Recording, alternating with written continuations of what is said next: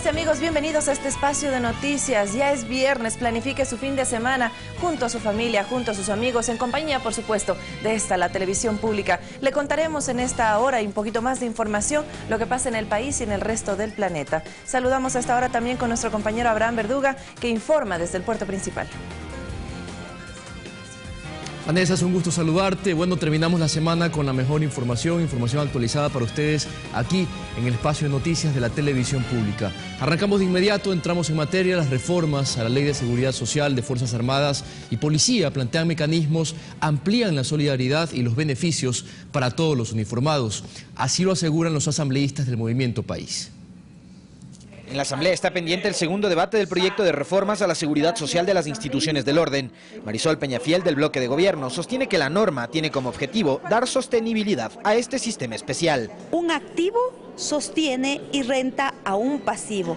En la seguridad social en general, 8 activos sostienen y regentan a un pasivo, por lo tanto eso es sostenible. Para lograr esa sostenibilidad se plantea, por ejemplo, el ampliar los años para el retiro de 20 a 25, iniciativa que consta incluso en un estudio actuarial efectuado por la Armada. Esto no perjudica o es con el carácter de retroactivo como algunos lo han planteado. Pese a su postura antagónica, Luis Fernando Torres, de las filas del socialcristianismo, coincide con esta tesis. Las cifras al menos son preocupantes. Si no se hace esta operación, el ISFA podría quedar descapitalizado. Para buscar esa sostenibilidad, por ejemplo, Franco Romero, legislador de oposición, plantea incluso la posibilidad de reducir el número de militares activos. Que tenemos que ir buscando también ya la forma de ir reduciendo paulatinamente el número de elementos de las Fuerzas Armadas para destinar esos recursos económicos al sector educativo y al sector salud. Sobre el malestar que existe en un segmento de uniformados, María Augusta Calle, presidenta de la Comisión de Asuntos Internacionales y Soberanía, manifiesta que es inexplicable, pues el contenido de las reformas lo conocen debido al proceso de socialización que llevó adelante el ministro de Defensa. El personal de Fuerzas Armadas y Policía tiene conocimiento, especialmente en Fuerzas Armadas. Ha habido un proceso muy importante de trabajo. Alexis Moncayo, Ecuador TV. Analistas en temas de seguridad afirman que el poder militar está subordinado al civil y explican que la ausencia del capitán Ortega en el segundo Consejo de Disciplina se debe a una estrategia jurídica. Escuchemos más. El pasado 14 de mayo, el jefe de Estado, Rafael Correa, envió una comunicación general a los miembros de las Fuerzas Armadas. El capitán Edwin Ortega, miembro de la Fuerza Naval, respondió a esta misiva con expresiones como esta. Pare de mentirnos, que el país necesita la verdad y que se sancione tanta impunidad y corrupción. En otro extracto de su escrito dijo: Su investidura merece respeto y tiene mi respeto formal, pues el respeto moral está entredicho. Están rompiendo con un principio de no intervención en asuntos políticos, ¿no? Uno de las nociones de las transiciones de la democracia hablan de las Fuerzas Armadas sometiéndose al control civil. Por estas declaraciones, Ortega fue llamado a un consejo de disciplina el pasado 19 de agosto, diligencia en la que fue absuelto, por lo cual el presidente Rafael Correa presentó una acción de protección, la cual fue favorable para el demandante, disponiéndose la realización de un nuevo consejo. Este miércoles debía realizarse este proceso disciplinario, al que Ortega no asistió, justificando su ausencia por motivos de fuerza mayor. Hay una estrategia política y una estrategia jurídica porque revela de alguna forma una mirada de tratar de polarizar al público, ¿no? El analista Mario Ramos cuestiona que existan uniformados que transgredan la autoridad del jefe de Estado. Lo que hay aquí es un pequeño círculo de militares todavía que creen que viven en la Guerra Fría y toda esta cuestión, ¿no? Con esas doctrinas antiguas que como fueron formados y tienen intereses con partidos de la derecha. El presidente Correa manifestó que en total son 16 los uniformados que emitieron comentarios ofensivos en su contra. De ellos, a 5 se les ha realizado el respectivo Consejo de Disciplina. Son casos de individuos de Fuerzas Armadas, individuos dentro de la institución, pero creo que tampoco reflejan una posición institucional. El segundo llamamiento a Ortega quedó fijado para el próximo lunes. Olga Velasco, Ecuador TV. Son las 6 de la mañana, 33 minutos. 14 generales de la Policía Nacional respaldan el proceso iniciado por el Ministerio del Interior que busca determinar responsabilidades en el presunto caso de corrupción de pases policiales. Asimismo, convocan a denunciar cualquier acto al margen de la ley. Mediante un comunicado oficial firmado por 14 generales de la Policía Nacional, la institución rechaza de manera enérgica la forma como algunos de los procesados y sus familiares en el caso Red de Corrupción de Pases han pretendido menoscabar la reputación de una institución de 78 años de historia y entrega profesional al servicio de la comunidad.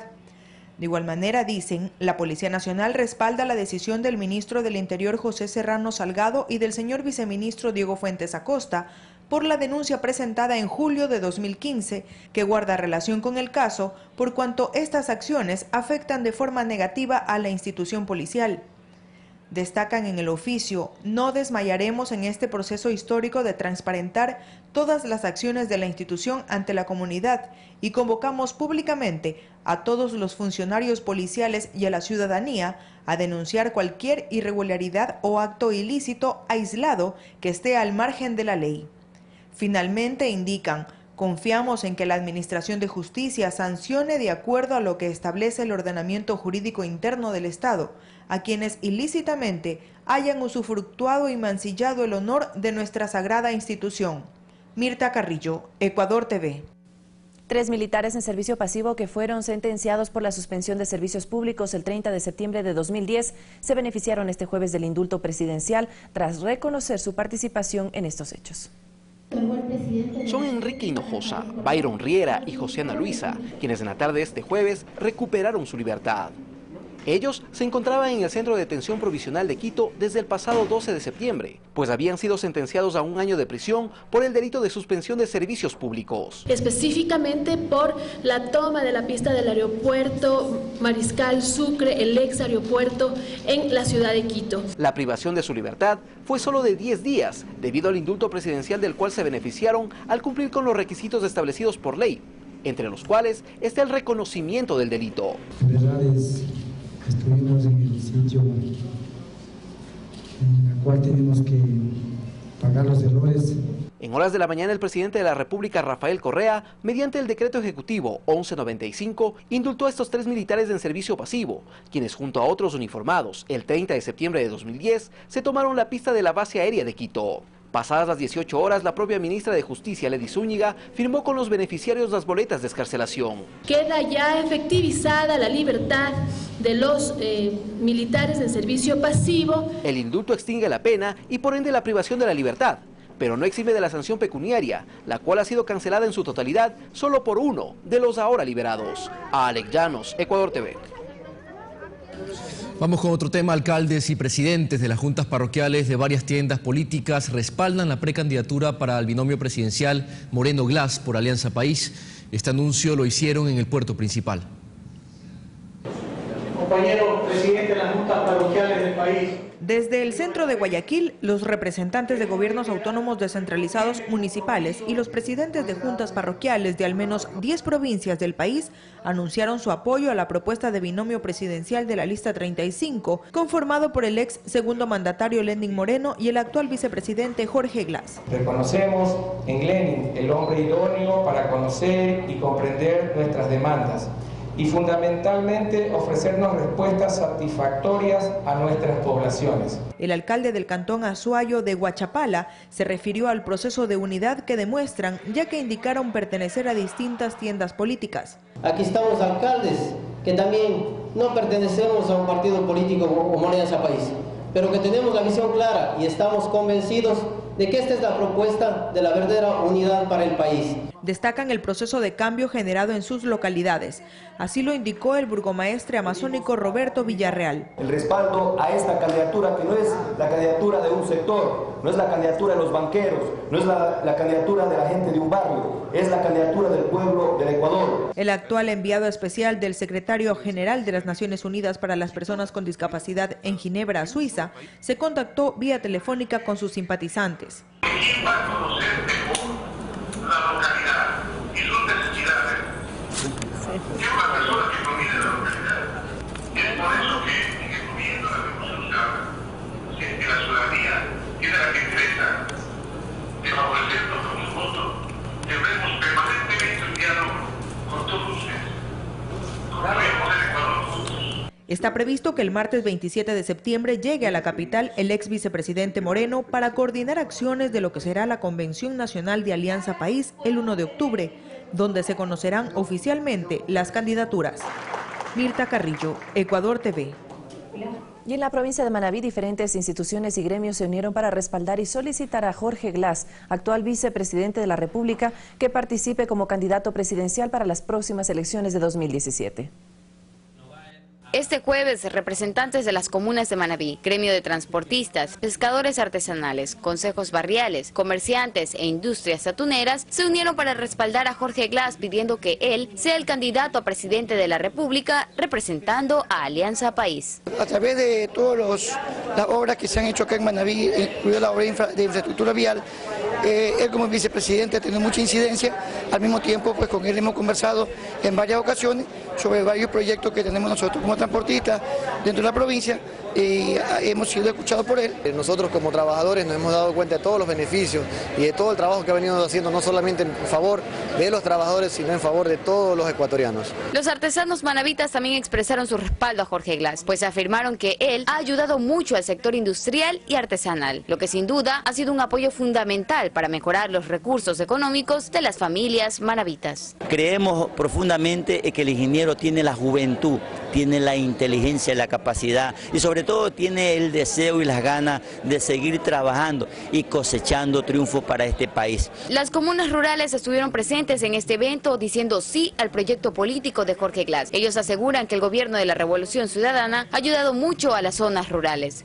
Y sabemos que más después él va a hacer ese apoyo mutuo a nosotros, a la parte rural, porque realmente estamos esperando y tenemos confianza en este gobierno. Desde Manta, con imágenes de Elías González, Kerly García, Ecuador TV. Vamos con otro tema. Analistas económicos manifiestan que hay expectativas favorables respecto al precio del crudo. Se prevé que para culminar este año el barril del petróleo para Ecuador alcance los $50. Buenas noticias. Aunque el precio del barril de petróleo al iniciar el año se ubicó en los $25 y un par de meses después bajó hasta los $17, el analista económico Marcelo Varela explica que el valor del crudo se está recuperando. Sin duda alguna, el acuerdo entre Rusia y Arabia Saudita ha hecho que se mejore, digamos, el precio del petróleo. Hoy día pasó el WTI, que es el referencial para nuestro crudo, pasó los $45. Indica que son múltiples los factores que inciden en la mejoría, por lo cual se proyecta que alcance los $50 el barril al finalizar el año. Si consideráramos un promedio de $20 adicionales, estaríamos teniendo diariamente entre 7 y 8 millones de dólares adicionales por ingresos del petróleo, lo que representaría en el resto del año, que son como 100 días, aproximadamente entre 700 y 800 millones de dólares. El empresario Hassan Bekdash coincide en que la tendencia del crecimiento del valor del crudo es alta y dice que está optimista en el próximo encuentro que mantendrán los países miembros de la OPEP el 26 de septiembre en Argelia. Esperemos que en esta reunión decidan bajar la producción. 3,5 millones de barriles diarios tienen que bajar. De mantenerse el precio de barril de petróleo por sobre los $40, los beneficios para el país son varios. Principalmente permitirá una recuperación de lo perdido los primeros meses del año. Para poder invertir en talento humano, en la formación de nuevos jóvenes con nuevo talento humano, para que lleguemos a la economía de conocimiento en el menor tiempo posible. Para el 2017 se prevé que la exportación petrolera ecuatoriana supere los 1.600 millones de barriles de petróleo, según indicó el ministro de Sectores Estratégicos Rafael Poveda. Olga Velasco, Ecuador TV.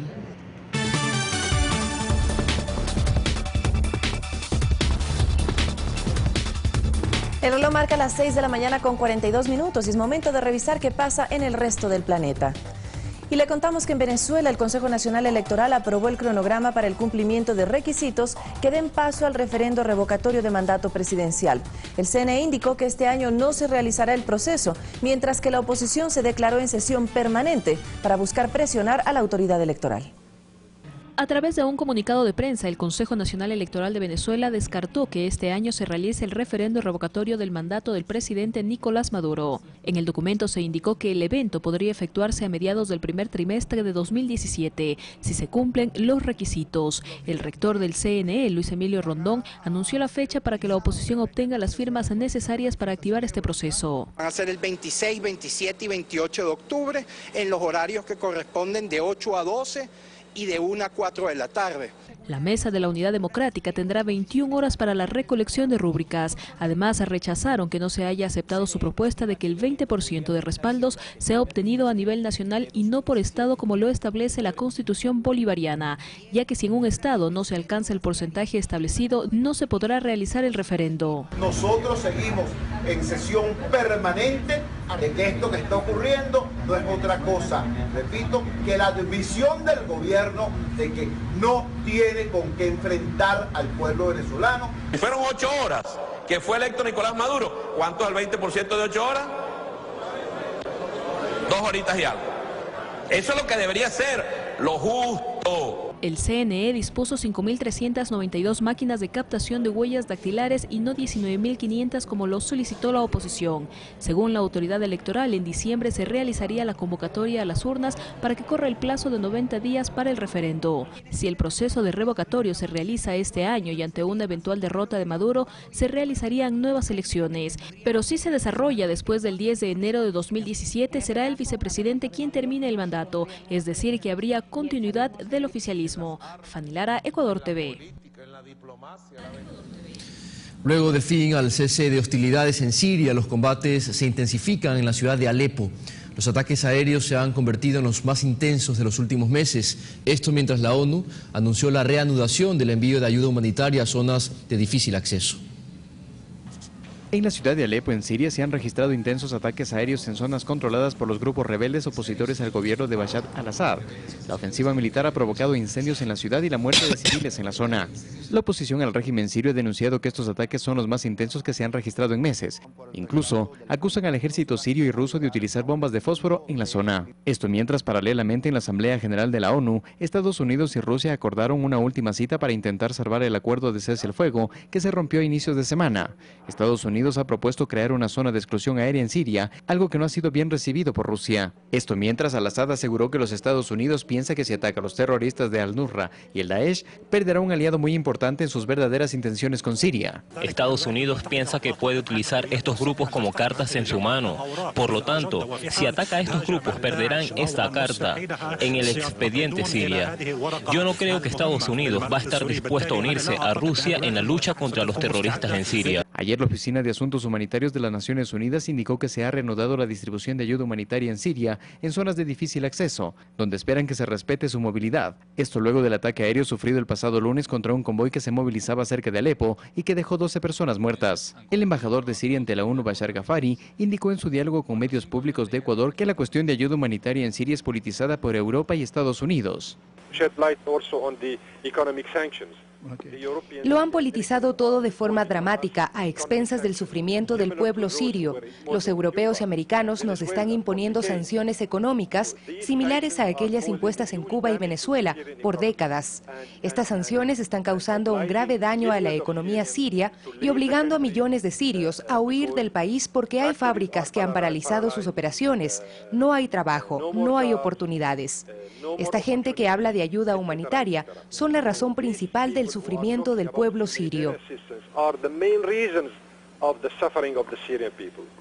Carlos Flores, Ecuador TV. Los discursos de Israel y Palestina marcaron el debate de presidentes y jefes de delegación en Naciones Unidas. Además, Cuba presentó su pedido para que Estados Unidos levante el bloqueo económico que pesa sobre la isla por más de 50 años. El presidente del Estado de Palestina, Mahmoud Abbas, denunció una vez más en las Naciones Unidas la política de asentamiento de Israel y pidió apoyo para que el próximo año finalice la operación israelí. Y actuaremos para hacer realidad las aspiraciones de nuestro pueblo a través de medios políticos y diplomáticos, basándonos en el derecho internacional. Asimismo, deploró que no se hayan cumplido las numerosas resoluciones aprobadas contra los asentamientos ilegales en favor de los derechos de los palestinos y reiteró a Israel el llamado al diálogo. Nunca aceptaremos la humillación de nuestro pueblo. No aceptaremos nunca soluciones interinas o temporales. Por su parte, el primer ministro de Israel afirmó que los asentamientos no son la causa del conflicto entre israelíes y palestinos y que su país está listo para negociar cualquier cosa, menos su derecho a un Estado judío. Y cuando los palestinos finalmente digan sí a un Estado de Israel, podremos terminar este conflicto de una vez por todas. Otro discurso que marcó la jornada, la participación del canciller de Cuba, quien reiteró que hay que crear una cultura de paz y que la reforma del Consejo de Seguridad de la ONU es una tarea que no puede continuar postergándose. Además, señaló que si bien se ha avanzado en el restablecimiento de relaciones con Estados Unidos, el bloqueo se mantiene en vigor.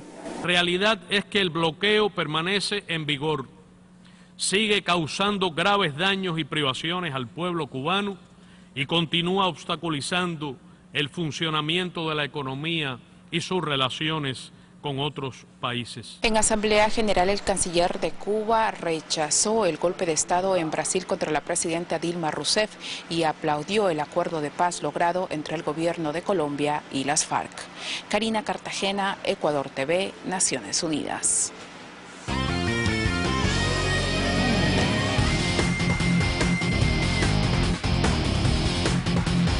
Momento de revisar información en materia deportiva. David Lucero nos acompaña. David, cuéntanos cuáles son las novedades para el próximo encuentro entre Barcelona y el Deportivo Cuenca. Adelante, compañero. Hola, Abraham, ¿cómo estás? Buenos días, un gusto compartir con todos ustedes este espacio de información deportiva aquí en Noticias 7.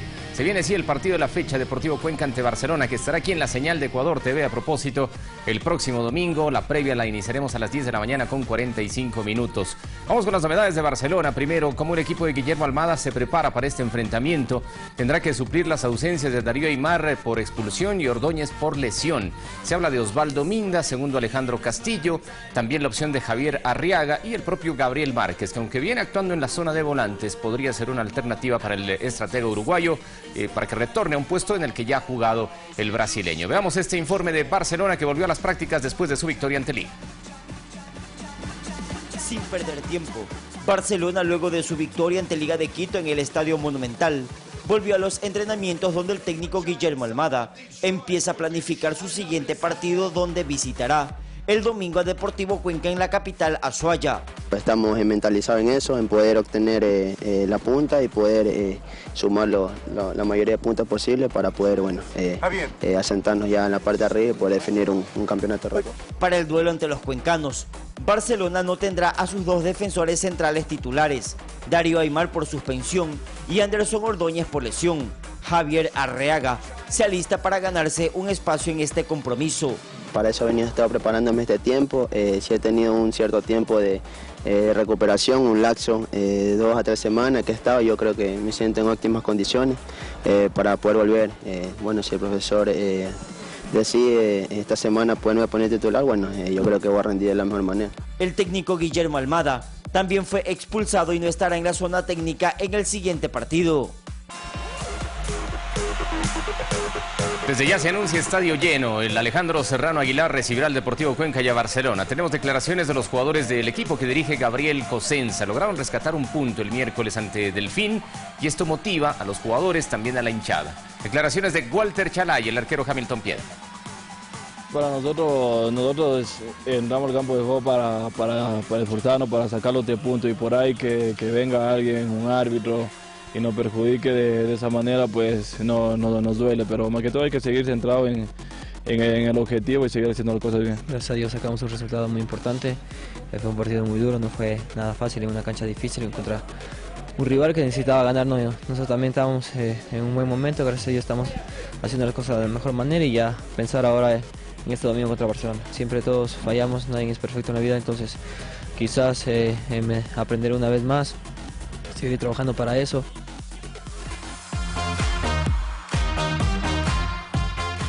Hubo muchas repercusiones después del partido entre Barcelona y Liga Deportiva Universitaria y es por eso que les presentamos este segmento especial que lo mantenemos aquí en Ecuador TV y también en el equipo. Lo que no se vio, aquellos hechos particulares y especiales que quizá las cámaras no las captaron durante la transmisión, pero sí la cámara de Ecuador TV que estuvo ahí presente en la cancha del Estadio Monumental. Preste atención. Come on and talk about your fitness. Man, I pull up on your yard like a Jehovah's Witness. Inna your little tight shorts and I show off your thickness. Every man where you pass, so you have them a quick neck. My girl, just wind up your body, show off yourself. Full joy the vibe and get reckless. Get buck vibe, shake up your chest. Inevitable that you are gonna enjoy yourself. Just bubbling my champagne, bubbling my boss. This pretty girl put a bubble in my heart. Get buck vibe, shake up your chest. Inevitable that you are gonna enjoy yourself.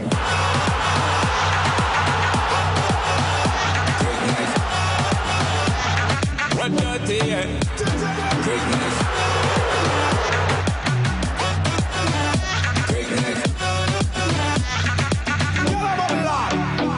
She a wine husband a left wife. A girl bust a slick, me say Jesus Christ. We get a new girl tonight after me choice. Me hear girl a sell, me say what's the price? Todos los caminos conducían al Templo Deportivo del Ecuador, el Estadio Monumental. Barcelona, el mejor equipo en lo que va de la temporada, esperaba por el famoso Rey de Copas, Liga de Quito. La hinchada mayoritaria de este país tenía una cita con el sentimiento y amor puro que solo se concibe a través del fútbol, el equipo torero. Ya en el calentamiento, Máximo Banguera mostraba seguridad. Los compadres del gol, Jonathan Alves y Damián Díaz, confiados en que la comparsa iba a tocar su mejor tema, el gol. Y a este señor, ¿lo recuerdan? Es Olger Abraham Quiñones, o el piquetero, como muchos lo llamaban dentro del argot futbolístico. Un reconocimiento más que merecido hacia las distintas exglorias del club. La hinchada amarilla se mostraba en las gradas con apoteósicos cánticos y emblemas populares que deslumbraban a cualquier jugador. La gigantesca bandera del más popular llenaba de júbilo al coloso de Guayaquil. La minúscula barra de Liga de Quito alentaba también a los suyos. Previo al compromiso, Damián Díaz recibió el reconocimiento por haber jugado 100 partidos con la camiseta canaria. Empieza el encuentro con un Barcelona arrollador. Tempraneramente llega la primera, centro de Pineda al área y autogol de Araujo. Júbilo total y desazón en la defensa capitalina. Vamos a la segunda. Contragolpe de Marcos Caicedo. Pase a Díaz y este último a Eli Esterilla, quien definió espectacularmente ante la salida de Daniel Viteri. Golazazo. Comienza el show boxístico del manaba Luis Romero. Para el juez Omar Ponce no pasó nada. Vivan las reglas arbitrales. En la bancada de suplentes del equipo albo se observó a Brian Alemán, quien conversaba con sus compañeros y los gestos lo acompañaban también. Concluye el primer tiempo con ciertas discusiones entre bando y bando, pero las mismas no pasaron a mayores. En las gradas la fiesta seguía. Miren al clon de Jonathan Alves. El asedio por una fotografía con él era intenso. Previo al inicio de la etapa complementaria, ingresaba Brian Alemán. Escuchen el gran recibimiento. Alemán con el número 30.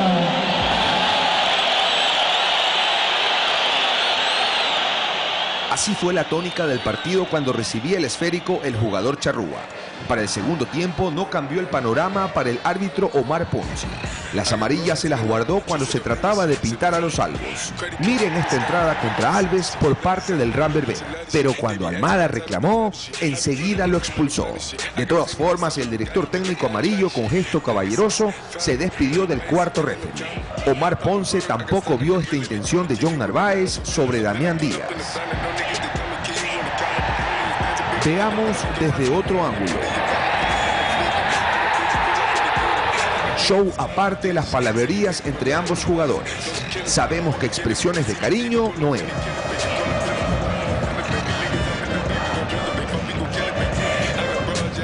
Sonrisas e insultos a la orden del día. La parte negativa llegó por parte de los desadaptados haciendo de las suyas en estadio ajeno. Otro, al borde de la locura, ingresaba al terreno de juego burlando la seguridad del espectáculo. Ojalá tengan su escarmiento. Daniel Viteri y el famoso pasabolas.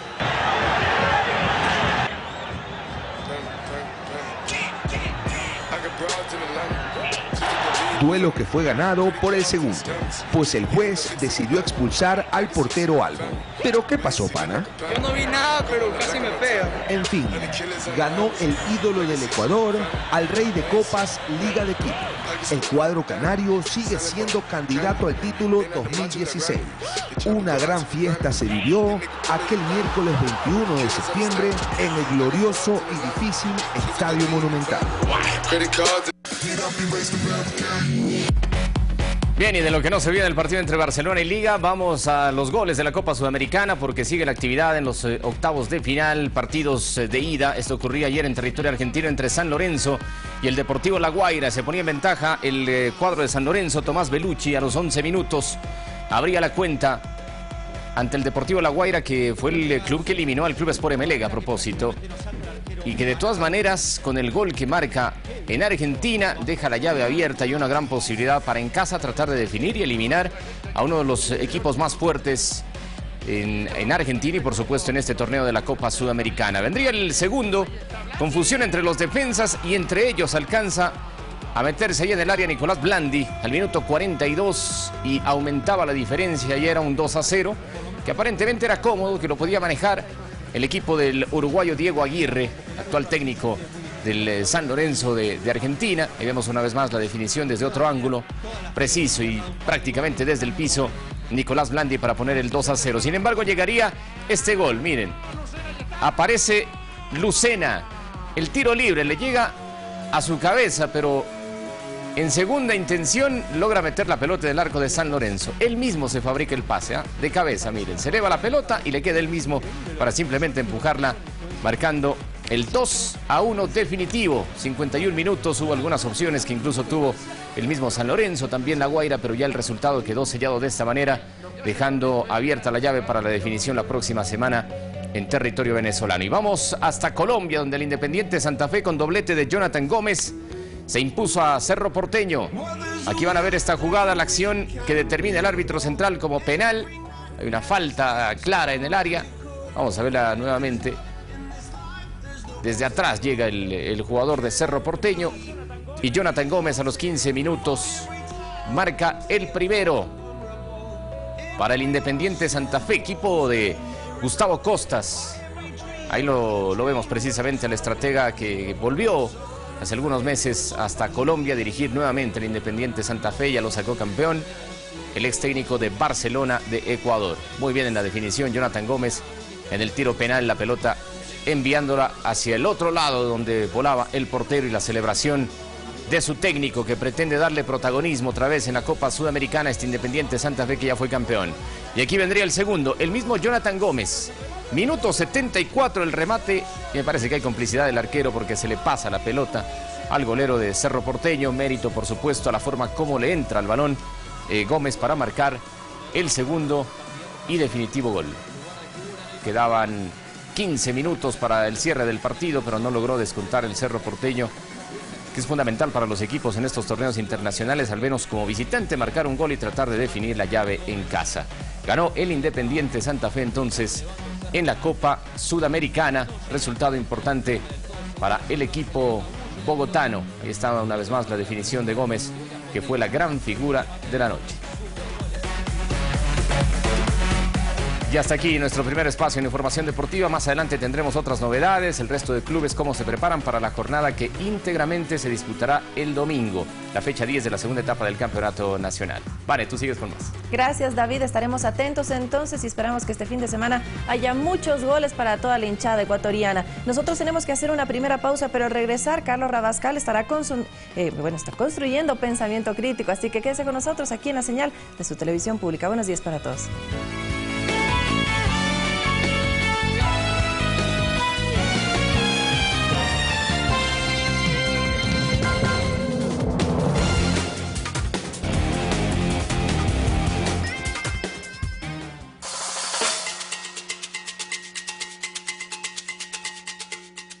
Este domingo en Rodando Ecuador, conoceremos la leyenda de Huayna Capac cuando conoció a la hermosa india Ti. Vamos por los cielos en parapente. ¡Woohoo! Y bajamos en kayak por el río Paute. No te lo pierdas, Rodando Ecuador Leyendas. Este domingo, 21 horas. Hoy estás en el mejor lugar. Banco del Pacífico, tu banco. Ecuador TV, somos aventura. Se entra a la adultez rompiendo ese espejo. Pero mi mujer y yo estamos iniciando los trámites para adoptar a Valentín. Hemos entendido que es el hijo que usted dio en adopción. Tuviste un hijo tan jovencita. ¿No te pensás que yo estoy orgulloso de vos? Recién cuando se rompe el espejo, pueden verse tal cual son, el padre y el hijo. Aliados, hoy, 18 horas.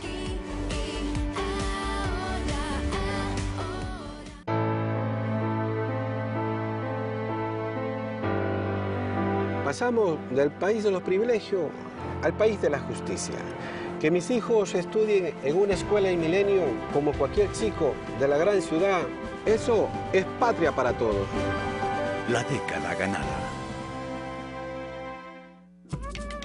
Cumbayá es las puertas del Gran Valle, la tierra donde nací, donde crecieron mis padres, donde yo quiero morir. Para los cumbayeños, la danza es nuestra forma de vivir y expresar con nuestro cuerpo todo lo que sentimos.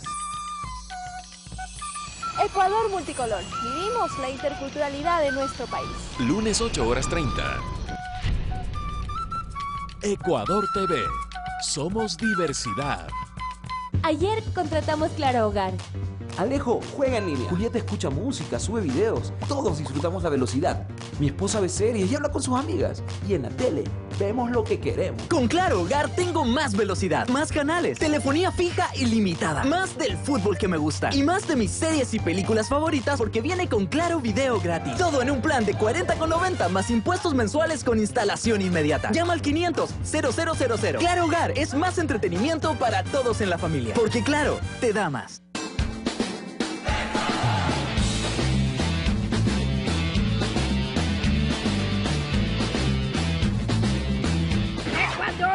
You are the best people ever. Ayer lo estuve viendo en la televisión.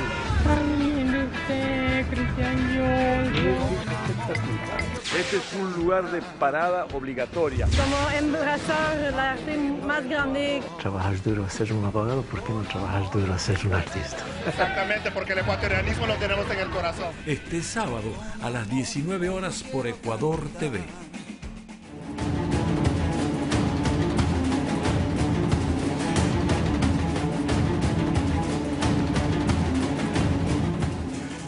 Bienvenidos amigos televidentes a Pensamiento Crítico. El día de hoy vamos a conversar con Óscar Bonilla, secretario nacional de Acción Política del movimiento Alianza País, quien nos va a conversar sobre el tercer encuentro latinoamericano progresista que se llevará a cabo en Quito, Guayaquil y Manta entre el 28, 29 y 30 de este mes de septiembre. Ya parece que este es un encuentro que se ha ido institucionalizando, por lo menos en nuestros 3 últimos años. Los saludo y le doy la bienvenida a Óscar Bonilla. Óscar, qué gusto tenerte aquí en Pensamiento Crítico. Muchas gracias.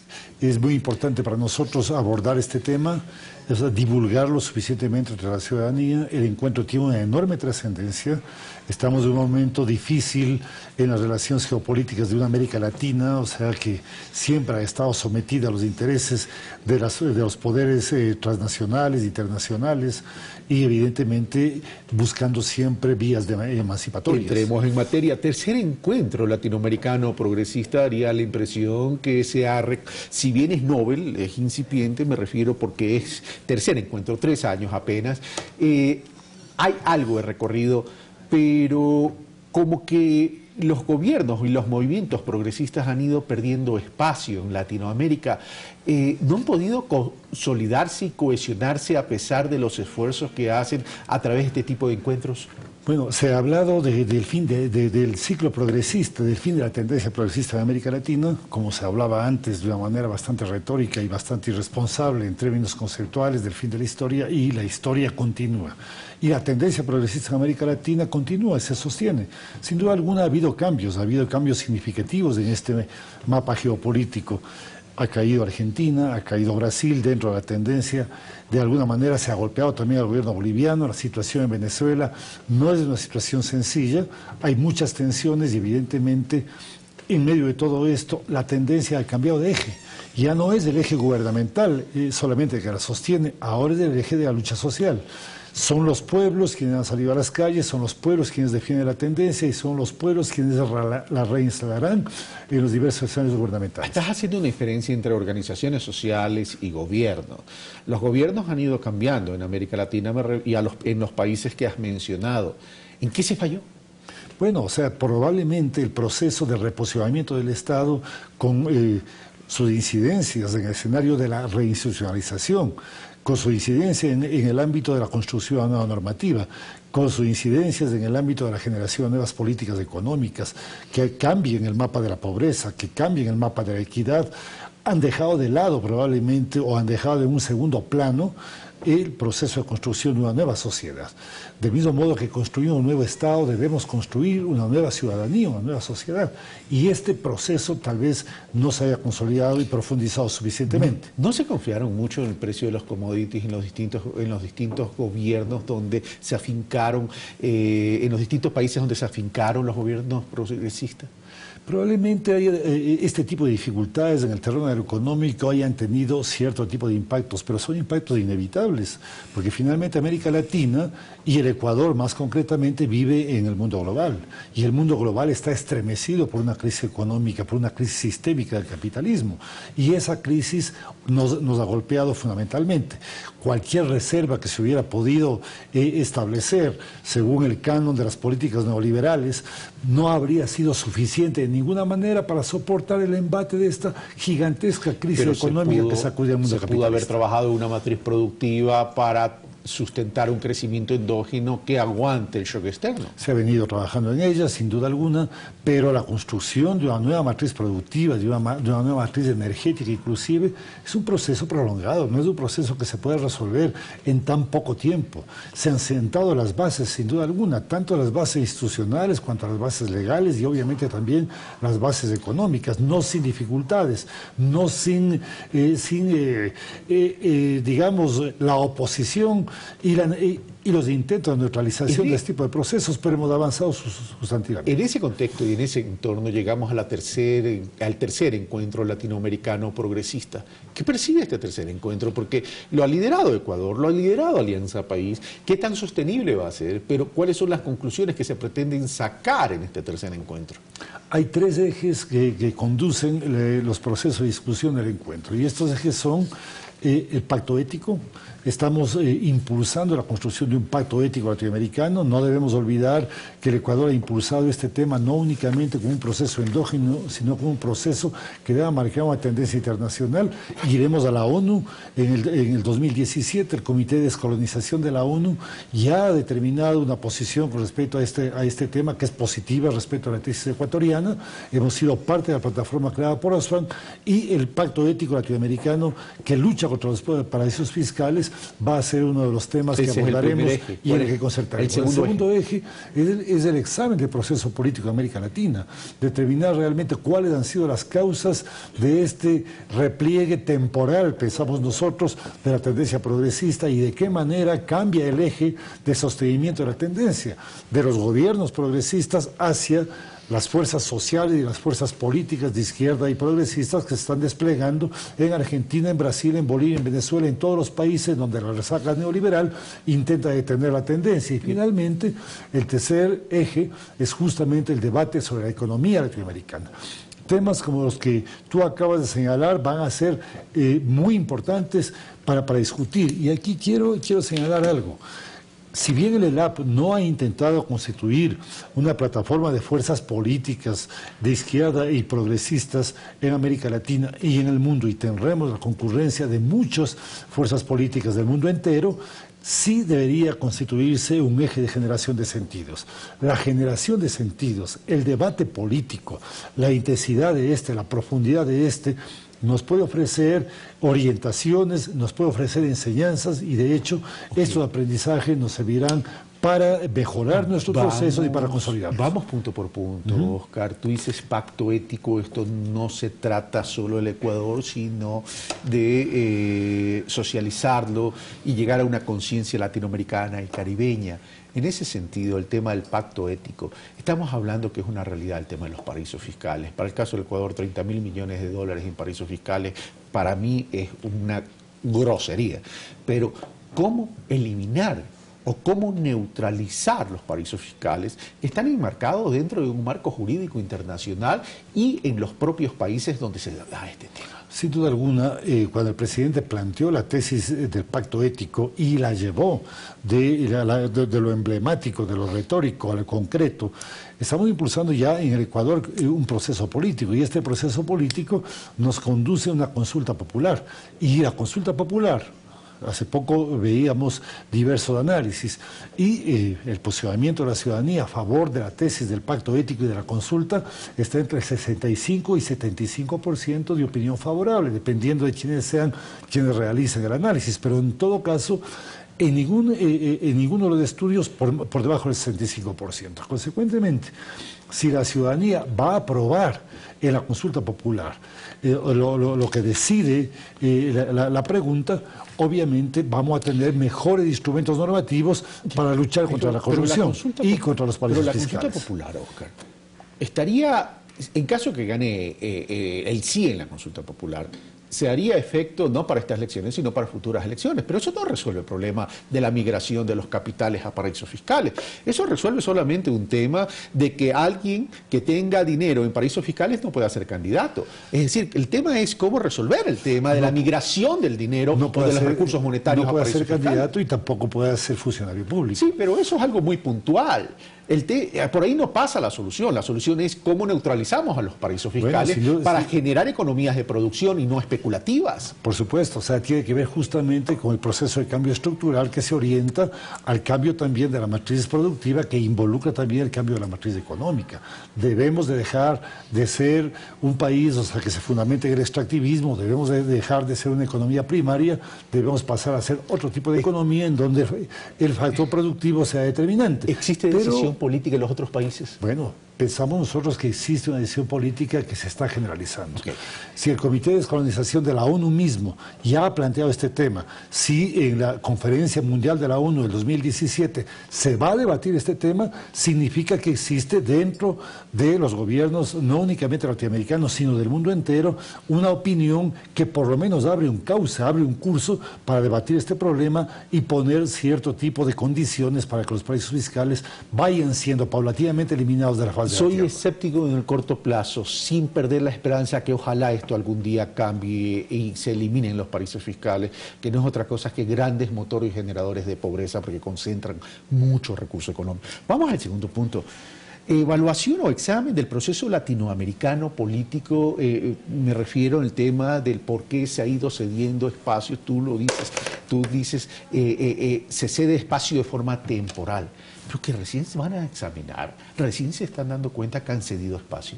Bueno, el proceso de reposicionamiento del Estado en América Latina ha significado privilegiar determinado tipo de temas, los temas que tienen que ver con la economía, con las políticas públicas, con la institucionalidad y naturalmente, o sea, con nuevas normativas. Es el caso de nuestro país. Tal vez el tema de la lucha social, de la participación ciudadana y la movilización social, por ejemplo, de una forma muy alta de participación ciudadana, haya sido dejado de lado. Nuestra Constitución establece con mucha claridad, o sea, un cauce en donde la construcción del Estado deba ir de la mano y en forma equipotente con la construcción de una nueva sociedad, de una nueva ciudadanía. Hemos avanzado en el proceso de transformación del Estado, pero no hemos avanzado en el proceso de construcción de esta nueva sociedad, de esta nueva ciudadanía. Pero esta es una tarea central en este momento y pensamos que este es uno de los temas que es común a los procesos latinoamericanos, inclusive en los países en donde los gobiernos han caído o han sido depuestos, como en el caso de Brasil, por golpes de Estado institucionales. Ahí no han cometido 3 errores y con esto termino, Oscar. Y me faltaría todavía una pregunta. ¿No han cometido el error de no llegar a determinados acuerdos básicos con el sector productivo nacional en cada uno de los países. Primer punto, no se cometió un error en la lucha contra la corrupción, es decir, no se tomó el toro por los cuernos y no se luchó frontalmente con el tema, no hubo una timidez ahí pensando que una presencia de corrupción, el visibilizar una presencia de corrupción podía debilitar al gobierno en vez de luchar contra ella de forma enérgica. Y el tercer punto, la construcción de sujetos políticos que se habla, pero que a la hora del té no existen. Bueno, no existen hasta cierto punto, existen en diversos ámbitos. Tal vez en el ámbito de la participación, el sistema democrático no tengan el peso necesario y hay que seguir consolidando estos sujetos políticos, pero sobre todo hay que ir construyendo plataformas ciudadanas, plataformas sociales y ámbitos eficientes de participación. De hecho, la Ley Orgánica de Participación Ciudadana, del mismo modo que la Constitución, establece todo un sistema de participación en el Ecuador que todavía no tiene la fuerza, no tiene la potencia necesaria, porque la actoría social todavía no se ha elevado, tanto en el sentido de su profundidad como en el sentido de su capacidad real de posicionamiento para darle potencia a ese sistema. Veremos qué pasa. Estamos en ese proceso. Veremos qué pasa. Vamos a los detalles, que ya se me está terminando el tiempo. ¿Quién viene al tercer encuentro? Bueno, están invitados, yo quisiera mencionar algunos nombres de quienes han confirmado ya su participación. Tenemos a Cristina Fernández de Kirchner, a José Mujica, al comandante histórico de la Revolución Cubana, José Ramón Balaguer, está Piedad Córdoba, está Gustavo Petro, está Iván Cepeda, está Pablo Iglesias, está Mónica Valente, quien preside el Foro de Sao Paulo, está Verónica Mendoza, quien es una muy importante presencia para entender qué es lo que está pasando en el Perú, entre muchos otros. Vamos a contar con aproximadamente 80 organizaciones políticas, tanto de América Latina cuanto de Europa, y en esta ocasión tendremos la presencia de algunas organizaciones de gran trascendencia. Por ejemplo, el Partido Comunista Chino, está el Partido Comunista Vietnamita, un partido, que representa un proceso extraordinario, con una singularidad que vale la pena comprender. El Partido Comunista de la India, que es un partido extremadamente fuerte también, y organizaciones del África. 28, 29, 30, José Mujica en Guayaquil, el resto en Quito, y también van a estar en Manta. Así es. Ok. 28, 29 y 30, el tercer encuentro latinoamericano progresista en la CIESPAL, aquí en Quito, y en Guayaquil, en Cuenca, y en Manta simultáneamente. Óscar Bonilla, secretario nacional de Acción Política de Alianza País, muchas gracias. Muchas gracias. Nosotros volvemos de inmediato.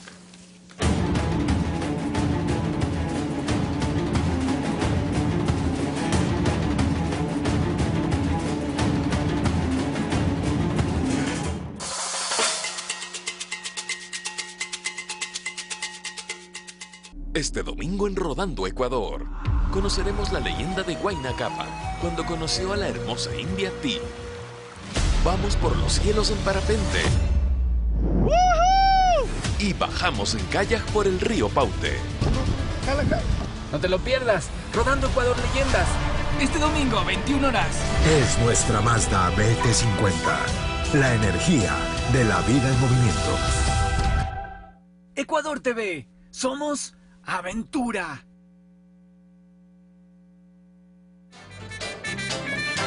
Gal Costa. Eu sempre sonhei, desde criança, de ser cantora. Una de las más grandes representantes del tropicalismo brasileño. Hoy, en Músicos y Cantores, a las 22 horas. Ecuador TV, somos cultura. El prepago de Claro te da más, fácil, rápido y sin contratos. Para estar siempre conectado, tu prepago Claro te da redes sociales gratis. Por el paquete de $2 te dan 100 megas. Más Facebook y WhatsApp gratis. Y por $1 te dan 50 megas. ¡Lo máximo! También puedes hablar y mensajear ilimitadamente. Porque desde $2 puedes hablar y mensajear sin límite. Y recibes 20 megas gratis. Por eso, con el prepago Claro, millones de personas hacen mucho más. Únete a Claro, el único prepago que te da más. Este sábado 24 de septiembre, el Enlace Ciudadano 494. Conoce las actividades del presidente Rafael Correa. Sábado 10 horas. Desde Huaquillas, provincia de El Oro, Estadio de la Liga Cantonal Humberto Arteta Mayesa. Ecuador TV, somos todos.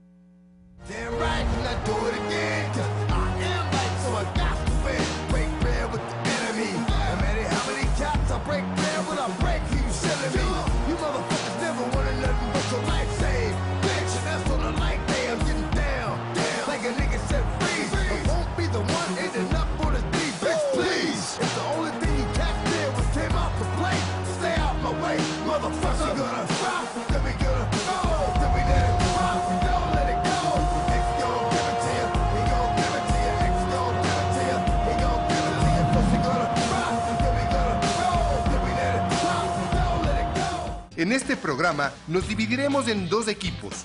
Uno partirá hacia el empalme, dirección a Puerto Mono, donde cruzaremos el embalse Daule Peripa. El otro se dirigirá desde Guayaquil hacia San Borondón, luego hacia el Valle de Cerecita a la Hacienda del Castillo, para de ahí continuar hacia Playas y Engabao. Pasión por Guayas, este domingo, 18 horas. La Prefectura del Guayas se siente profundamente orgullosa de promover y apoyar el rodeo, la máxima expresión de nuestra herencia, cultura e identidad montuvia. La Prefectura.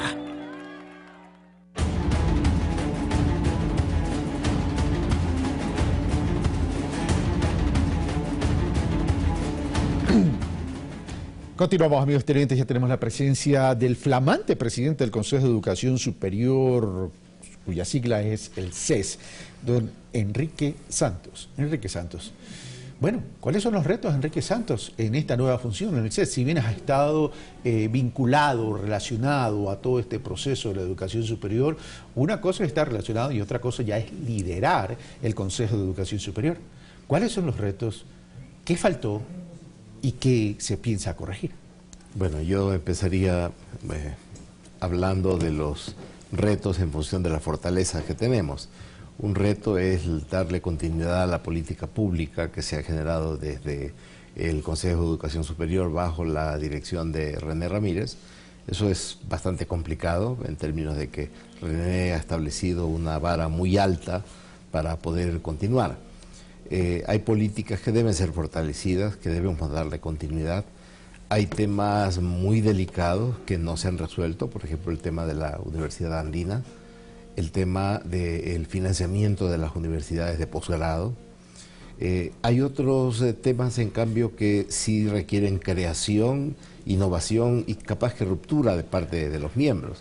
Yo creo que la continuidad del proceso, en este caso a través mío y a través del colega doctor Marcelo Ceballos, que continúa también en el CES, es importante en términos de darle continuidad a las políticas.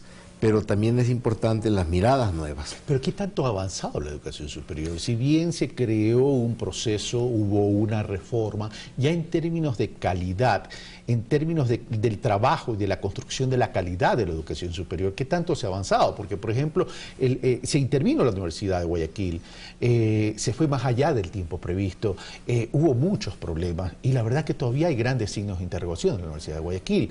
En el pasado hablé mucho sobre la Universidad de Guayaquil porque conozco el tema. Entonces, ahí quedan ciertas dudas, Enrique. Sí, bueno, yo creo que nosotros tenemos temas que han sido fortalezas del Consejo y hay temas que no diría han sido debilidades, sería injusto, pero han sido puntos que no hemos terminado y quiero dejarlos claro cuáles son.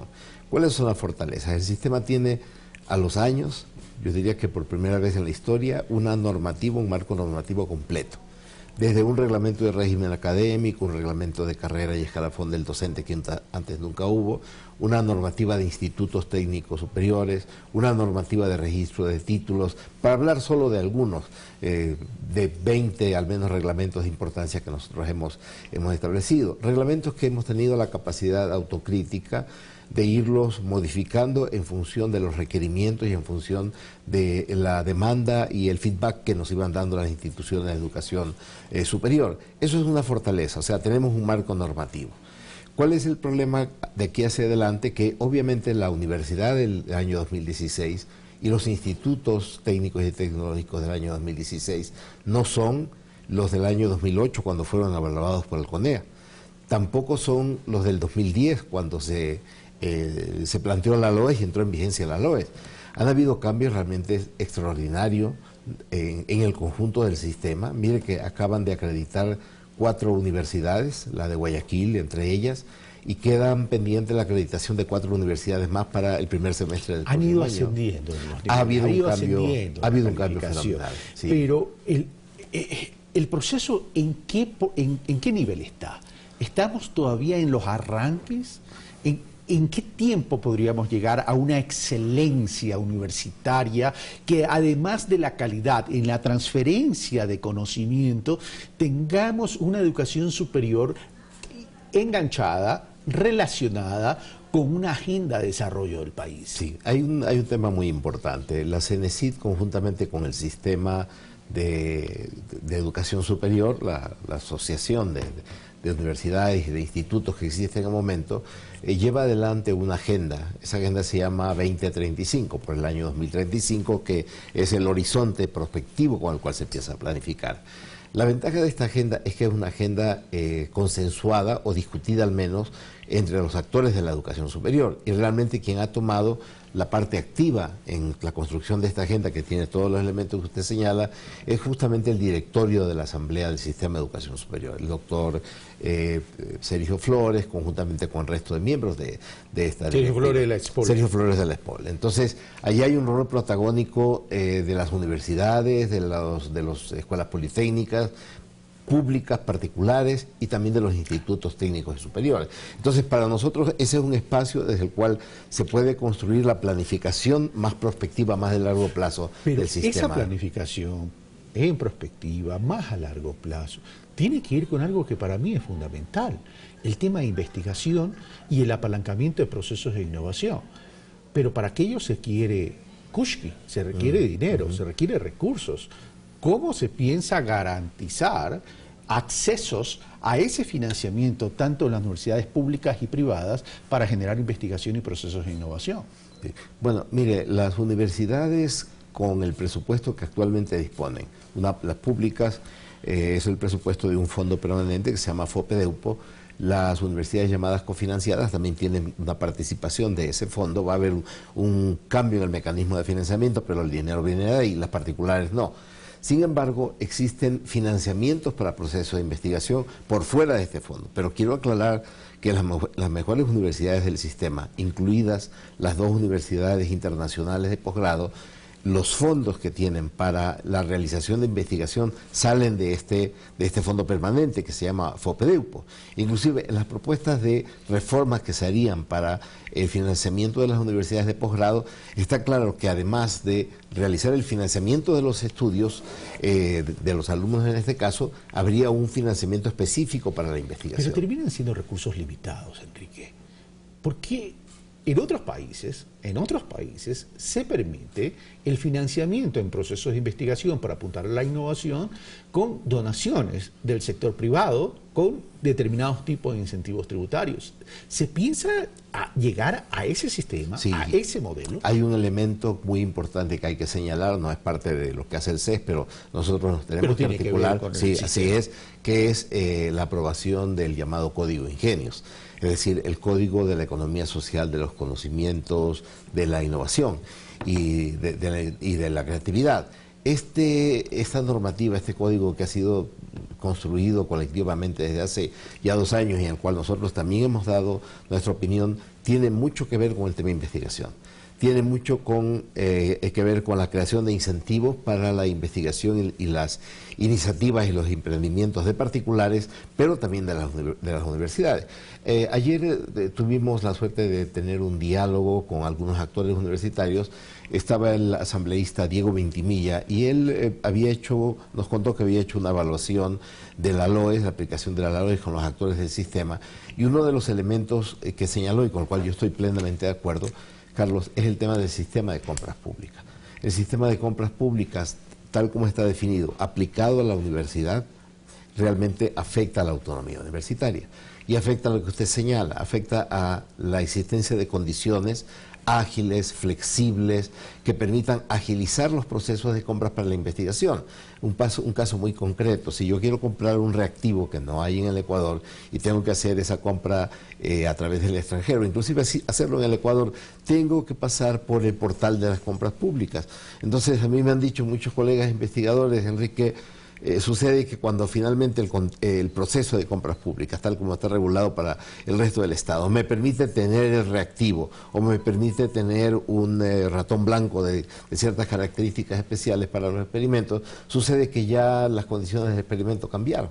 Entonces, eso es algo que tiene que cambiar, eso es algo que está abordado dentro del Código Ingenios, así como el sistema de incentivos para que las universidades, en este caso, incluidas las particulares, puedan participar de fondos Y ya para públicos. terminar, Enrique Santos, ¿qué va a pasar con las universidades de posgrado? Es decir, hay un problema de financiamiento serio ahí y algunos dicen que se puede poner en riesgo incluso la sostenibilidad porque se les corta importantes recursos económicos.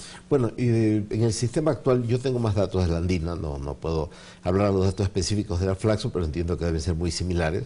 En el sistema actual, para el año anterior, se estableció que la Universidad Andina tiene 41 millones de dólares en activos corrientes, ¿no? Y de esos 41 millones de activos corrientes, insisto, son datos del año anterior, tenía la Universidad Andina cerca de 9 millones en liquidez. 9 millones, Carlos, es el 75% de una universidad pública como la UNESUM, la Universidad Estatal del Sur de Manabí, que a duras penas puede sobrevivir. Es decir, estamos hablando de un sistema donde hay una asimetría y una desigualdad que, en mi opinión, no es admisible. O sea, ¿el tema pasa por equidad? El tema pasa por equidad. No es posible que las universidades que han demostrado un esfuerzo enorme. La UNESUM es una universidad que acaba de acreditar, una universidad que salió de un marasmo. Usted recuerda el rector que ingresó a la cárcel por acusaciones de haber participado en el asesinato de un fiscal. Esta universidad ha hecho unos esfuerzos increíbles con apenas 12 millones de dólares. Eso significa que el recorte va. El recorte va, y el recorte va no en términos de hacer una disminución directa a las universidades, sino pasar de lo que siempre ha dicho el economista Ramírez, del subsidio a la oferta, o sea, lo que la universidad ofrece, al subsidio a la demanda. Es decir, en función del número de estudiantes y de los programas que sigan los estudiantes, se va a entregarle financiamiento, primera cosa. Y segunda cosa, la propuesta que tenemos es de que en el caso de estas dos universidades, este esquema que ya se está aplicando para las cofinanciadas, que fue firmado a través de un acuerdo y convenio público con las cofinanciadas, en el caso de ellas sí se entregue un fondo específico para investigación, porque son evidentemente universidades. Sí, un fondo específico de investigación, aparte pero lo que Enrique Santos lo que se está diciendo es, va al recorte, salgan al mercado y sinceren las matrículas y las pensiones. Sí, ¿eso es lo que me está diciendo? Es decir, vamos a mantener, ¿no es cierto?, el subsidio a los estudiantes, pero no se entrega a la universidad. O sea, me explico de la siguiente manera. La fórmula de cálculo dice, la universidad tiene 1000 estudiantes, ok, se da tanto por estudiante. Lo que vamos a hacer ahora es que los estudiantes que reciban beca, los estudiantes que sean financiados por la universidad, se pasa la información, ¿no es cierto?, a los organismos reguladores, y los organismos reguladores dicen, ok, en función de que hay tantos estudiantes este año, vamos a entregar esta cantidad de dinero. Se focaliza. Se focaliza. Enrique Santos, muchas gracias por estar con usted, nosotros. Carlos, seguiremos monitoreando y, por cierto, en algún momento conversaremos exclusivamente de la Universidad de Guayaquil. Estamos listos. Donde se hizo mucha bulla, dijo irregularidades, se pusieron denuncias, pero no hay ningún privado de la libertad todavía. Al parecer. Con tanto lío de apropiación y desviación de recursos que hubo. Sí. Enrique Santos, muchas gracias. Carlos. Nosotros hemos terminado. Esto fue Pensamiento Crítico. Soy Carlos Rabascal. Los espero el día de mañana.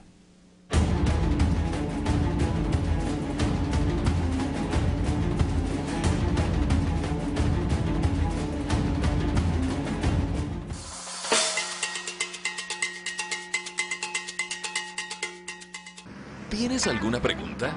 Al mediodía, te tenemos la respuesta. De lunes a jueves, 12 horas. Aprovecha, recarga hoy y recibe megas gratis. Porque Claro te da más por tus recargas. Recarga $1 y recibe 10 megas. Recarga $2 y recibe 20 megas. Recarga $3 y recibe 30 megas. Todos los días, en tus recargas de $1, $2 y $3, recibe megas gratis. No hay límite para todo lo que puedes hacer con tus megas. Navega más, juega más y conéctate con más amigos en tus redes favoritas. Recarga con Claro y recibe más. Porque Claro te da más. Nadie puede saber con certeza cómo será la vida en Latinoamérica de aquí a 100 años. Pero imaginar el futuro nos hace preguntarnos, ¿viviremos más años?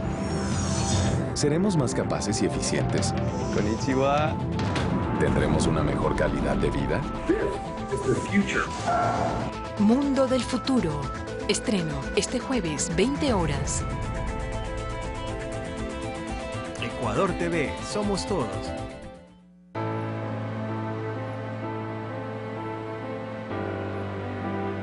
Pasamos de los negociados de las barcazas contaminantes y apagones a producir energía para todo el país e inclusive para exportarla. Y eso es patria para todos. La década ganada. Los desechos de crudo generados por Texaco entre 1972 y 1992 y vertidos irresponsablemente sobre nuestra Amazonía continúan provocando efectos negativos en la población y en su entorno. Muchos ecologistas le han denominado el Chernobyl amazónico.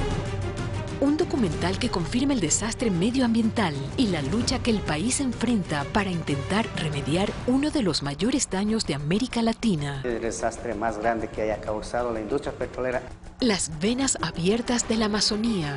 Sábado 1 de octubre, 20 horas. Desde que llevé mi oficina a la casa, todo está mucho más tranquilo, doctor. Mi bebé está creciendo, ya puede tomar leche, lo cual es buenísimo, porque Nutri está de promoción y bajó de precio. Mi bebé ya casi no se cae. Cada día hace menos berrinches. Y hace muchas menos travesuras. Todo está mucho más tranquilo, doctor. Le mencioné que Nutri bajó de precio. No te aseguramos una vida tranquila, pero sí un paso más para conseguirla. Vive bien, vive Nutri. Usando los últimos avances forenses, ahora podemos revivir a estos animales como nunca antes. Podemos volver en el tiempo para contar la historia de estos maravillosos gigantes mientras el hielo transformaba su mundo. Especiales de la BBC, hoy, 20 horas. Ecuador TV, somos todos.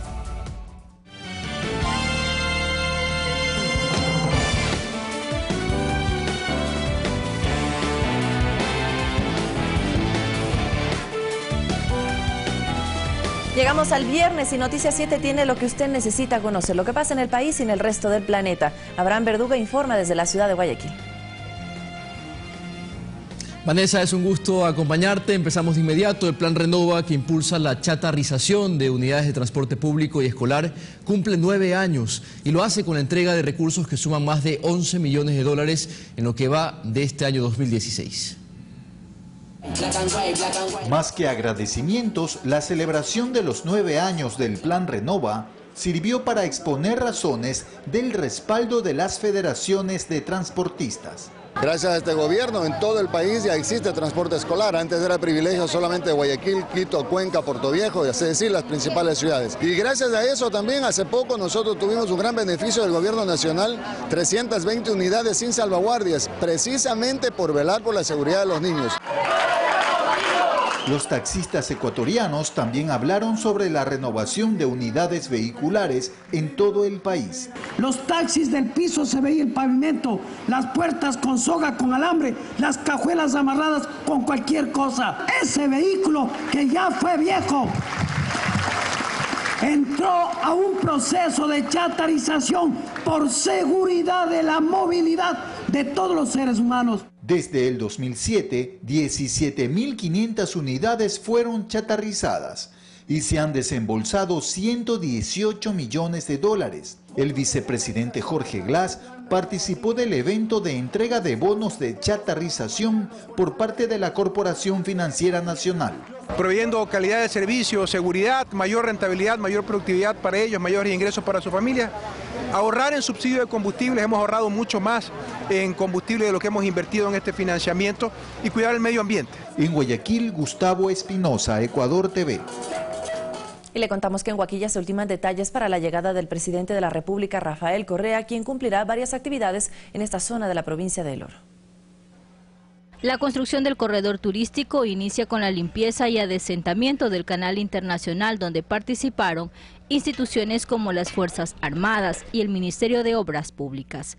A lo largo del canal se recogían escombros y desechos que caen directamente al Zarumilla, convirtiéndolo en un foco de infección. Es un espacio que puede ser explotado y un atractivo turístico para las dos poblaciones fronterizas. En vez de ser un límite, será un detalle turístico que una las dos poblaciones. Esta actividad va de la mano con la reubicación de 35 comerciantes que están apostados sobre el canal internacional, los cuales ven en esta infraestructura una forma de acabar con actividades irregulares. Eso está muy bonito, sería muy bueno que ya nos hagan el centro comercial, inmediatamente nos vamos allá todos, estamos todos de acuerdo, todos los de aquí el canal. Y desde ya muy agradecidos sobre la obra que nos den, para trabajar en lo posterior dignamente como personas. La construcción de este malecón es un compromiso adoptado por los gobiernos de Ecuador y Perú en busca de dinamizar la economía en frontera de forma regular. Por eso se va a construir un mercado en donde ellos serán ahí reubicados, ellos podrán hacer su trabajo y posterior pues esperemos con esto mejorar y contribuir una vez más para la imagen pues, del mismo Cantón Huaquillas, ¿no? Sobre el lado peruano ya se ve el avance de la obra con un edificio donde funcionará un centro comercial. Del lado ecuatoriano iniciaría la obra física en los próximos días. Su valor supera los $10 millones. Para los comerciantes, la llegada del presidente Rafael Correa es una oportunidad para exponer sus preocupaciones en cuanto a la ubicación del centro comercial del lado ecuatoriano. Si hay un centro comercial en el lado peruano que ya mismo lo inaugura, entonces el lado ecuatoriano también que se cristalice ahí. Entonces no estamos hablando de 500 metros que nos quieren botar. El presidente Rafael Correa visita Huaquillas este viernes, donde realizará varias actividades, y el sábado el enlace ciudadano. Marixa Castillo, Ecuador TV. 7 de la mañana, 43 minutos. Los ministros de Transporte y Obras Públicas, Walter Solís, y el de Sectores Estratégicos, Rafael Poveda, presentaron sus renuncias, las mismas que le hicieron llegar al primer mandatario, Rafael Correa, a través de cartas. Los dos funcionarios agradecieron la confianza y el apoyo que les brindó este gobierno y explicaron en el documento que esta decisión la tomaron por motivos personales. En las próximas horas se emitirá el decreto oficial en el que se conocerán los nombres de quienes se harán cargo de estas carteras de Estado. Cambiamos de tema. La Secretaría Nacional de Educación Superior, Ciencia, Tecnología e Innovación homenajeó a 145 estudiantes, quienes son los primeros en sus respectivas familias en ingresar a la universidad. Los futuros estudiantes pertenecen a núcleos familiares de bajos recursos económicos. Brian Durán estudiará medicina en la Universidad Central. Su anhelo es ser uno de los mejores dermatólogos de su generación. A los tiempos yo puedo ingresar a la universidad y como soy el primer hijo también es una satisfacción muy enorme para mi madre porque pude ingresar y también para mis hermanos porque yo soy el primero y tengo que dar ejemplo para ellos. Susana es mamá de Brian. Destaca que por la situación económica en el núcleo familiar nadie antes ha entrado en la universidad. Ve en su hijo una ilusión realizada. Yo soy padre y madre para ellos, tengo los dos muchachos y los dos muchachos ingresan a la universidad. O sea, y me da una alegría, me da un orgullo de que mis hijos ya se vayan a la universidad. Según la Secretaría Nacional de Educación Superior, todos estos chicos y chicas alcanzaron los mayores puntajes en los exámenes que les permitieron ingresar a la universidad. Ellos pertenecen a familias de los segmentos de más bajos recursos económicos. Han aplicado alrededor de 70.000 estudiantes, o sea, realmente postularon, y de estos el 70%, más del 68% exactamente, son primeras generaciones que ingresan a la universidad. Desde el Consejo de Educación Superior se motivará a que las universidades promuevan que los estudiantes que comiencen su carrera lleguen a titularse. Se preparan incentivos económicos. Es decir, que las universidades que más titulan de primeras generaciones puedan tener un incentivo de recibir más recursos, ¿no?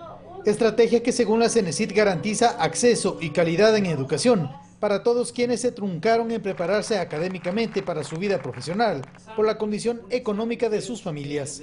Javier Ceballos, Ecuador TV.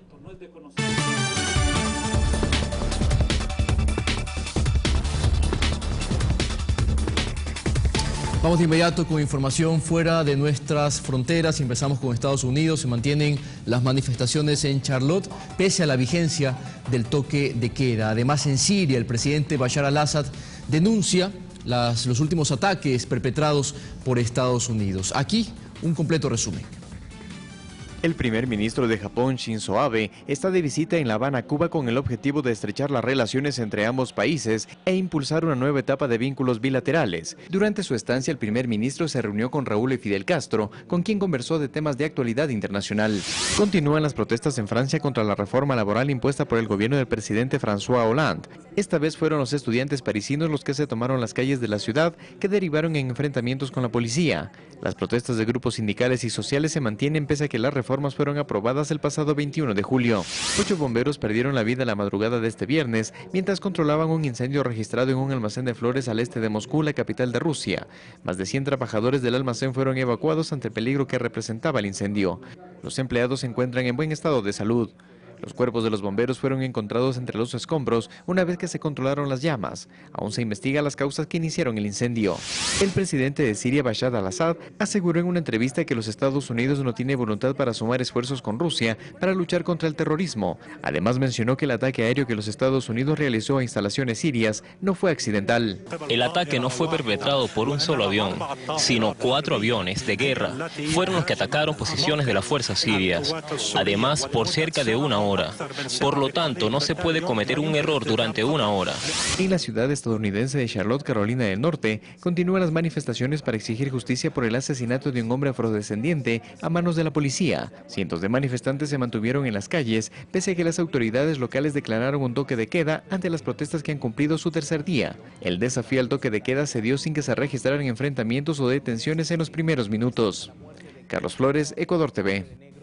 El canciller de Ecuador, Guillaume Long, intervino en el evento de aniversario 30 de la Declaración sobre el Derecho al Desarrollo, en el marco de la Asamblea General de la ONU. En su discurso indicó que para alcanzar el desarrollo, los países deben abandonar el patrón primario exportador de acumulación de capital, diversificar las economías y cambiar la matriz productiva. Asimismo, destacó que el rol del Estado es fundamental en este proceso.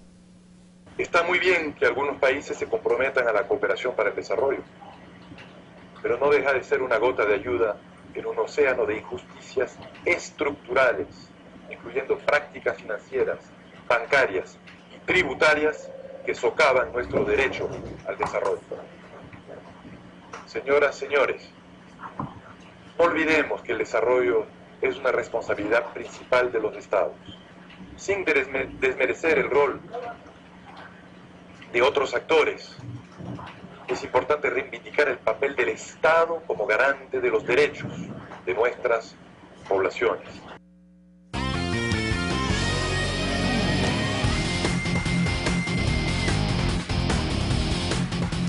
Vamos de inmediato con los deportes. David Lucero nuevamente con nosotros para revisar más novedades respecto a la próxima fecha. David. Así es, Abraham, un gusto estar nuevamente en este espacio aquí en Noticias 7 y hablamos del Club Sport Emelec, el tricampeón ecuatoriano, que el fin de semana, el domingo concretamente a las 4 de la tarde, recibirá al Independiente del Valle en otro de los partidos atractivos que tendrá la fecha 10 de esta segunda etapa. Hay motivación después de la goleada ante River. Sin embargo, el técnico Alfredo Arias no se confía del rendimiento que mostró el miércoles anterior, ajusta algunas cosas que todavía a su criterio no están acorde a la filosofía de juego que quiere para Emelec. De todas maneras, es el gran favorito para enfrentar a Independiente el domingo. Veamos. Luego de su categórica victoria ante River Ecuador en el estadio George Capwell, Emelec volvió a los entrenamientos en su predio de Los Amanes, donde se alista para su siguiente partido ante Independiente del Valle, equipo al que recibirá en el puerto principal este domingo desde las 16 horas por la 10ª fecha del torneo nacional en su segunda etapa. Yo creo que este es un Emelec que está en levantamiento, está mejorando, siempre Emelec protagonista para todo lo que se viene. Analizando al siguiente rival, los jugadores del cuadro millonario dejaron sus impresiones del conjunto de Sangolquí. No sé, igual es fútbol, creo que los equipos son totalmente diferentes, pero bueno, creo que con la victoria de ayer creo que será muy importante sumar de a 3 domingos. No, creo que tenemos que trabajar, seguir mejorando algunos errores que hemos cometido con River, tratar de corregirlos para que no sea en partido con Independiente. Emelec se ubica quinto con 13 puntos, mientras que Independiente del Valle es octavo con 10 unidades. Vamos a continuación, declaraciones de Alexis Mendoza. No le va bien como local y él lo dice, póngale mucha atención, que ve que su equipo tiene mayor comodidad para jugar como visitante. Al menos es lo que le está pasando a este Independiente del Valle, que trata ya de enfocarse lleno en el campeonato nacional, pero que todavía no encuentra ese nivel para alcanzar el protagonismo y pelear por la segunda etapa. Relegado al octavo puesto, como le decía Jefferson Abada en el informe de Emelec. Veamos cómo llega el Independiente y qué intención tendrá para el próximo domingo en el CAP. Vamos a enfrentar un gran rival. Quizás el equipo nuestro, por no decir que se le facilitan, pero nos sentimos mejor haciendo el fútbol de visitante. Nos ha costado más de local. Los errores los pagamos muy caro de local. De visitante somos mucho más precavidos, mucho más cautos en todo lo concerniente al fútbol. Y eso es lo que nos está pasando de local, porque tenemos esas oportunidades de marcar y no las concretamos, y ahí está la diferencia. Cuando no marcas, en algún error que cometes te la cobran, y eso nos ha ocurrido a nosotros. Vamos a trabajar y hacer el mejor trabajo para ir a Guayaquil a enfrentar a un gran rival. Juega bien, viene de golear, y nosotros a retomar el camino que queremos enderezarlo. En el Nacional, en cambio, la situación mejora y, cómo no, después de la victoria importante que obtuvo el miércoles ante el Independiente del Valle precisamente. Veamos qué dijo su capitán Adrián Bone. Ahora esperan por Delfín. El Nacional quiere ya mantener una regularidad en cuanto a los resultados. No le fue bien en el último partido como local ante Fuerza Amarilla. Lo empató el domingo pasado sin goles. Esperan al equipo de Octavio Zambrano, a propósito, ex técnico del Nacional. Imagínate, habíamos empatado algunos encuentros y bueno, ganamos uno y ahorita en la tabla acumulada estamos terceros, ¿no? Bueno, estamos pensando en seguir trabajando con humildad y más que todo seguir sumando de local y visitante. Como siempre digo, ahorita no es rival fácil, como ustedes se dieron cuenta, el fin vino acá y le complicó a Liga, ¿no? Y bueno, nosotros tenemos que saber que solo depende de nosotros hacer las cosas muy bien y bueno.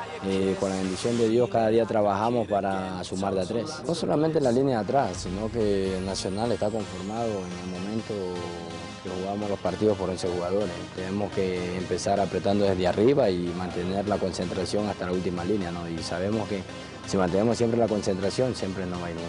No confiarnos más que todo y bueno, todo depende de cada uno de nosotros, de mis compañeros. Y bueno, como siempre digo, la concentración es muy importante en todos los encuentros.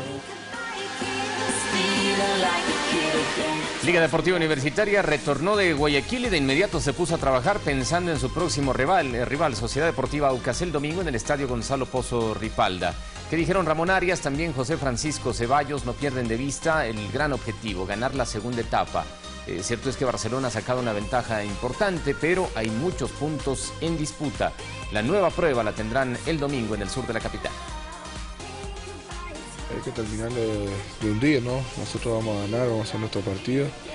Bueno, si están en el piso hay que pegarle, no hay que tenerle piedad a nadie. Vamos a ir a ganar y a tratar de traer el triunfo. Ya he atajado como 4 veces ya. Sí, bastante acostumbrado. ¿Le cuesta o no? No tengo problema, por suerte. La tabla la miramos, quiera o no, siempre la vas a mirar y ver equipos que están adelante tuyo y bueno, eso hace que te esfuerces al máximo cada día más y saber que no tenés margen de error, que todos los partidos los tenés que ganar porque si no la gente de arriba se te va. Partido dificilísimo, un clásico, si bien es cierto ellos no vienen bien, pero en los clásicos eso se deja de lado y siempre intentamos ganar, ¿no? Cada equipo trata de hacer lo suyo y creo que este partido va a ser muy complicado, pero nosotros necesitamos 3 puntos que nos permitan seguir ahí arriba, tanto en la segunda etapa como en la acumulada. Nosotros también nos jugamos seguir ahí arriba en la tabla, entonces esperemos que, como les digo, sea un partido bonito y que obviamente podamos ganar. Revisamos información internacional y pongan mucha atención a esta nota con Salvador Cabañas. ¿Quién nos recuerda este delantero paraguayo, gran figura del América de México? Su vida se ha convertido en una auténtica película de drama después de lo que vivió en el 2010. Se quedó sin nada. Ahora se dedica a la panadería, Salvador Cabañas. Y pongan atención a lo que dice. Se arrepiente de haber estado en el lugar que estuvo y todo lo que le ocurrió. ¡Yo quiero más! ¡Paraguay quiere más! ¿Quién quiere ganar? ¡Yo! Estas son imágenes de Salvador Cabañas, capitán y destacado goleador de la selección paraguaya de fútbol y del Club América de México hasta principios del 2010, ya que en enero de ese año, tras un confuso incidente provocado en un sitio de tolerancia del Distrito Federal Mexicano, recibió un balazo en la cabeza.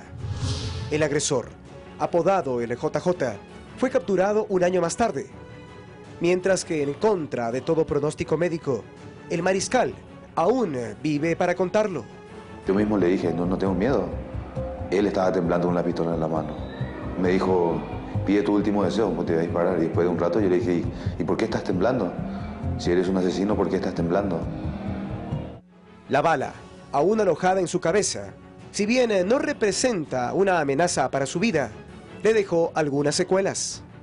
Su visión, por ejemplo, solo le permite ver al centro, nada en lo periférico. Su memoria a corto plazo no es buena y su motricidad sufrió lógicas afectaciones casi imperceptibles. Esto le impidió continuar con su carrera, en la que habría tenido incluso una oferta del Manchester United. No podía estar parado, porque me pesaba un lado de la cabeza. Tenía más débil el lado izquierdo. Y por eso ya dije, ya terminó ya mi carrera, ya es suficiente. El último fin de semana, Cabañas fue invitado a España para recibir un homenaje por parte de la Asociación de Paraguayos Residentes en Madrid. El gremio además organizó un evento deportivo para recaudar algunos fondos que sirvan para sostener la economía del exjugador, que tras esa noche del 25 de enero del 2010 lo perdió todo. He perdido muchísimo dinero. Cuando estaba mal, sacaron el dinero que estaba en la cuenta mía en el banco, digamos, casi vaciaron todo. Lo que está involucrado son mi ex representante y la pareja que tenía en ese tiempo. La intención era eso, ayudarle y homenajearle y que se sienta todavía él en su momento grande, ¿no? Como a nivel futbolístico. Cabañas es único, es el gran capitán, como le llamamos nosotros. Se siente nuevo, se siente como si fuera que volvió a vivir. Han pasado 6 años y 8 meses desde aquella madrugada fatal. Pero el paraguayo ahora asume una actitud autocrítica que de seguro servirá como un mensaje para los futbolistas activos. Me truncó la vida de futbolista y de deportista, pero yo digo también qué estaba haciendo yo como futbolista o como deportista, qué estaba haciendo yo en una discoteca. Y más todavía de esas horas. Me arrepiento de estar ahí.